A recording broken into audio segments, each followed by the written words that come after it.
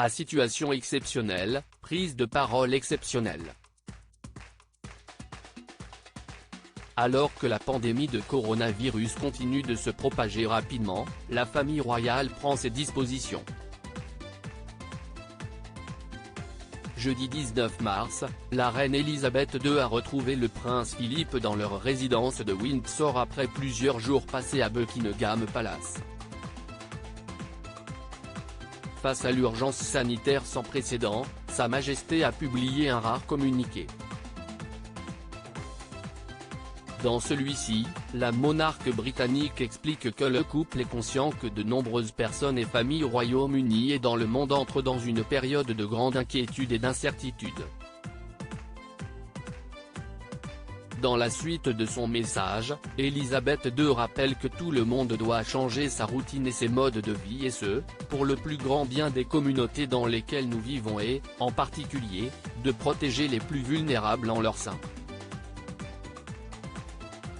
À 93 ans, Elisabeth II confie que la situation actuelle lui rappelle que l'histoire de notre nation a été forgée par des personnes et des communautés qui se sont réunies pour travailler ensemble, concentrant nos efforts combinés en mettant l'accent sur l'objectif commun. Le prince Philippe et Sa Majesté se disent extrêmement reconnaissants pour l'expertise et l'engagement de nos scientifiques, médecins et services d'urgence et publics mais se veulent fermes pour s'adresser aux Britanniques, mais maintenant plus que jamais dans notre passé récent, nous avons tous un rôle d'une importance vitale à jouer en tant qu'individus, aujourd'hui et dans les jours, semaines et mois à venir. Changement d'agenda pour Elisabeth II. Beaucoup d'entre nous devront trouver de nouvelles façons de rester en contact les uns avec les autres et de s'assurer que leurs proches sont en sécurité.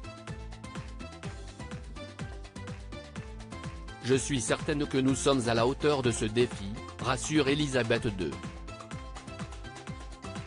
Soyez assurés que ma famille et moi sommes prêts à jouer notre rôle. C'est donc un message fort et rassurant que la monarque britannique a voulu envoyer à ses compatriotes, qui traversent comme le monde entier une période particulièrement trouble. Quant à son agenda officiel, il a évidemment été bouleversé. Elle est donc partie une semaine plus tôt que prévu, pour sa demeure de Windsor, où elle restera durant toute la période des fêtes de Pâques.